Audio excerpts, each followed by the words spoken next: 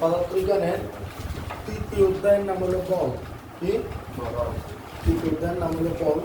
তো আমরা বলের চ্যাপ্টার করতে যাচ্ছি। বলের চ্যাপ্টারে বেসিক্যালি আমরা ফোকাস করবো তিনটে জিনিসে বোর্ডের ক্ষেত্রে, মানে বোর্ডে আমি তিনটে জিনিস লিখব। ওই তিনটে জিনিস আমি কাজ করবো। এর বাইরের পড়াগুলো আমি মোবাইলে কমপ্লিট করে দেবো। এটা হলো আমাদের যতগুলো চ্যাপ্টার আছে সবগুলোর ভিতরে সবচেয়ে ট্রিকি চ্যাপ্টার হলো এটা, সবচেয়ে কঠিন চ্যাপ্টার হলো এটা। এই চ্যাপ্টার এটাতে আমাদেরকে নিউটনের প্রথম সূত্র, দ্বিতীয় সূত্র, তৃতীয় সূত্র আর এগুলা বিভিন্ন প্রভাবগুলা আমাদের দৈনন্দিন জীবনে এখানে আলোচনা করা হয়েছে। সুতরাং আমরা প্রথমে এই চ্যাপ্টারে নিউটনের প্রথম সূত্র নিয়ে আলোচনা করব। কাকে নিয়ে আলোচনা করবো? নিউটনের প্রথম সূত্র। নিউটনের প্রথম সূত্র নিয়ে যদি আলোচনা করতে যাই, নিউটনের প্রথম সূত্র কি বলছে? বাহ্যিক কোনো বল প্রয়োগ না করলে, কি বলছি? স্থির বস্তু স্থির থাকে, গতিশীল বস্তু গতিশীল পথে চলতে থাকে। কি বলছি? স্থির বস্তু স্থির থাকে, গতিশীল বস্তু গতিশীল পথে চলতে থাকে। তো অনেক জায়গায় বাবা বলে বাহ্যিক কোনো বল প্রয়োগ না করলে স্থির বস্তু স্থির থাকে, গতিশীল বস্তু সমবেগে চলতে থাকে। কথা কি বোঝা গেছে? মানে সেম কথাই, গতিশীল বস্তু গতিশীল পথে চলতে থাকে মানে গিয়া একটা যেমন আমাদের যে পৃথিবী যেভাবে আছে সেভাবে চলবে, ঠিক আছে? আর কোনো কি কম বেশ আছে নাকি? নাই। একটা ঘড়ির কাঁটা সে যেমন আছে তেমনি চলে, কোনো কম বেশ আছে নাকি? তো ব্যাপারটা ওরকম যে আজকে যদি বাহ্যিক কোনো বল প্রয়োগ করা না হতো তাহলে স্থির বস্তু স্থির থাকতো, ওকে? মানে গতিশীল বস্তু গতিশীল পথে চলতে থাকতো। ব্যাপারটা কিরকম দাঁড়াচ্ছে? যেমন ধর যে একটা এয়ার কথা চিন্তা কর, যে ট্রেডমিল তো ছিল মানুষের, ওই যে জিমের করায় যে মেশিনগুলো, ধর মেশিন একটা তুই এসে দেখতেছস যে মেশিন একটা চলতেছে এবং ওই মেশিনের স্পিডটা হলো, ওই মেশিনের স্পিড আছে ধর 6 কিলোমিটার/আওয়ার। বুঝা গেছে? কয় কিলোমিটার/আওয়ার? 6 কিলোমিটার/আওয়ার, মানে ঘন্টায় কত কিলোমিটার যাবো? 6 কিলোমিটার যাবো। এখন এই জায়গায় মেশিনটা চলতেছে, তুই দেখছস ধর, তুই দেখলি ধর জিমে গেলি তুই 10টায়, তুই 10টা বাজে দেখলি যে এটা মেশিনটা চলতেছে, উপরে এই মানটা লেখা আছে। তুই 10 মিনিট পরে আসি দেখতেছস যে আবার মেশিনে কি আছে, ওই মানটা লেখা আছে। তাহলে এই 10টা মিনিটে বাহ্যিক কোনো বল প্রয়োগ করা হয়নি, মেশিনটা যেমনি আসছে তেমনি চলতেছে। মেশিনটা আবার যেরকম চলতেছে ঠিক তদ্রুপ ধর মেশিনটা যে কাঠামোতে দাঁড়ায় আছে ওই কাঠামোটা স্থির আছে, মেশিনটা লড়াচড়া। কথা কি বোঝা গেছে? ব্যাপারটা এবার চিন্তা করে যে মেশিনটার উপরে কেউ দাঁড়াইলো না, তো যেহেতু মেশিনটার উপরে দাঁড়াইলো না, কেউ দৌড়াইলো না, তাহলে দৌড়াইলে তো মেশিনটা একটু হলেও লড়াচড়া করতো, হতো না? শরীরের ভারে হতো কিনা? তো তাহলে ধরলাম যে মেশিনটা রানিং, মেশিনটার ভিতরে যে এয়ারটা আছে বেল্টটা চলতেছে 1 কিলোমিটার/আওয়ার বেগে, আর মেশিনে কেউ নাই, তাহলে মেশিনের কাঠামোটা বা মেশিনটা এটা নড়াচড়া নাই, জাস্ট বেল্টে এত বেগে চলতেছে। তাহলে একসাথে আমরা দুটো জিনিসের উদাহরণ পেয়ে গেছি।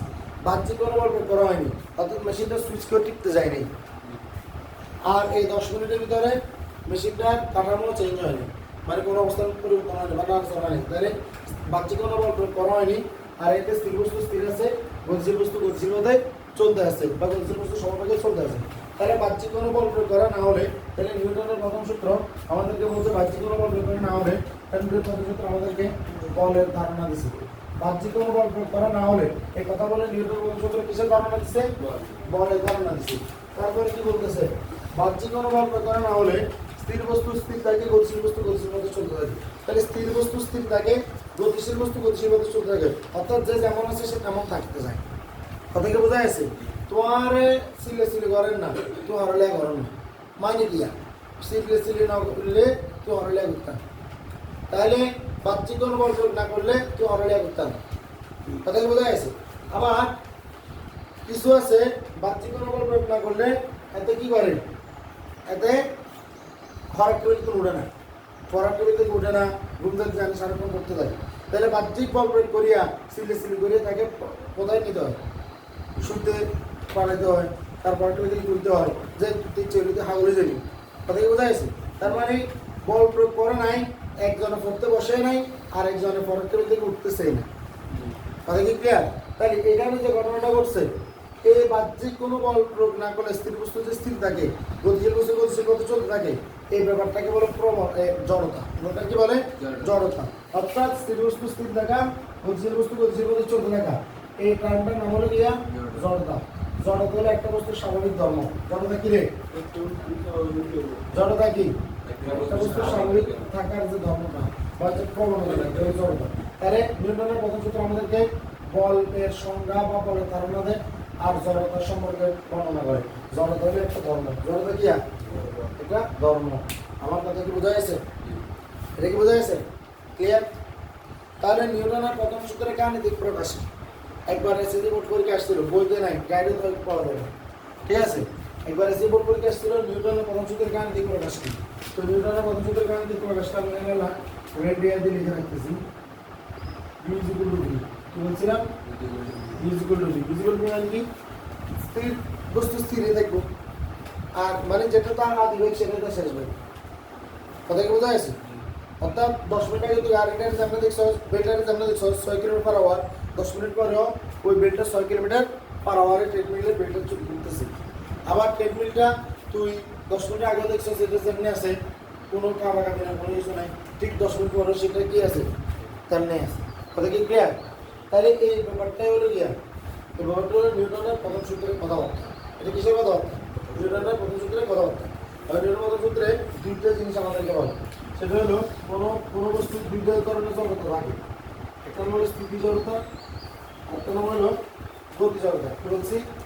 স্থিতি জড়তা গিয়া গতি জড়তা। স্থিতি জড়তা কোনটা? ধর সিটে, এটা হলো ধর সিটে মানুষ বসে আছে। এখন একটা বাসের সিট আর কি, বাসেরা যদি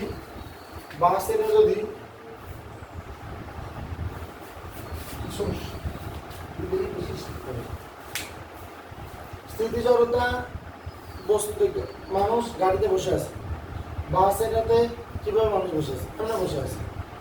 যখন বাস এটা সামনের দিকে টান দিবে, বাস এটা কোন দিকের দিকে টান দিবে? সামনের দিকে টান দিবে। টান দেওয়ার সাথে সাথে এর মাথাটা পিছনের দিকে হেলায় পড়বে। এটা কি ক্লিয়ার?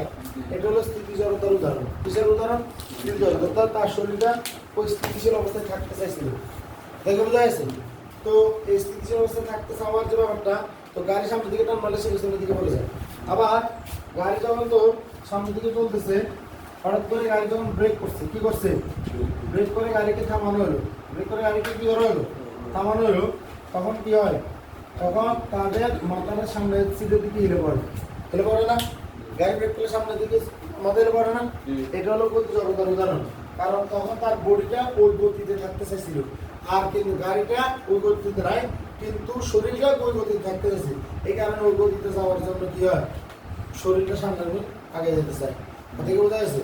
কত ঘটনা আছে এরকম যে গাড়ি ব্রেক করছে এবং হার্ট ব্রেক করছে, সামনে যাত্রীগুলা কি আর যায়, গ্লাস ভাঙিয়ে নিচে পড়ে গেছে, ঠিক আছে? এইরকম অনেক কাহিনী আছে। কথা কি বোঝা গেছে?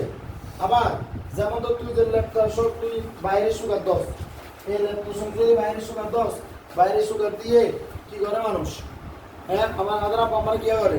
জামা দিয়ে, ঝাড়ু দিয়ে, তারপরে তোর কাঠ দিয়ে ফিডে শুরু করে না, এগুলো নেই করে নেই, করলে ধুলোবালি গুলো নিচে পড়ে যায় না?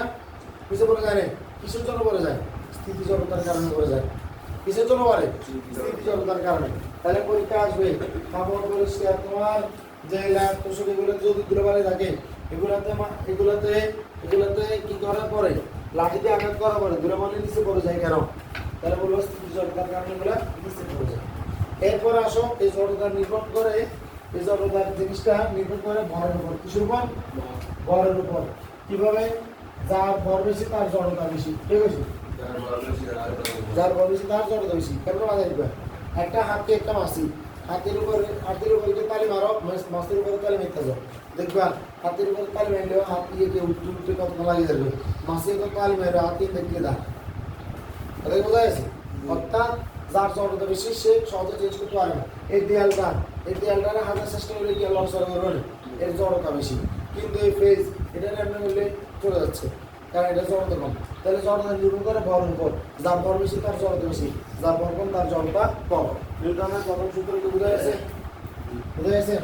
নিউটনের প্রথম সূত্র থেকে এমসিকিউ আসে একদম 100% শিওর ইনশাআল্লাহ। এখানে যে কথাগুলো বলছি এই বল এবং জড় সম্পর্কে যে ধারণা দেওয়া নিউটনের প্রথম সূত্র, তারপর ইউজিবল টু বি স্থিতি জড়তার যে অঙ্কুল জড়তার যে উদাহরণ, এবং লাস্টে এসে যে বলছি জড়তা ভরের উপর নির্ভর করে, ভর বেশি হলে জড়তা বেশি আর বর্গমূলে জড়তা কম। তো একটা ট্রাকের ভর জড়তা বেশি না একটা সিএনজি জড়তা বেশি? ট্রাকে ট্রাকে জড়তা বেশি না সিএনজি জড়তা বেশি? কেন ট্রাকের? ট্রাকের ভর বেশি, ট্রাকের ভর বেশি। তোমরা কি আমার কথাটা বুঝতে পারছো? ক্লিয়ার? আল্লাহর রহমতে নিউটনের প্রথম সূত্র মাশাআল্লাহ, গ্রেট।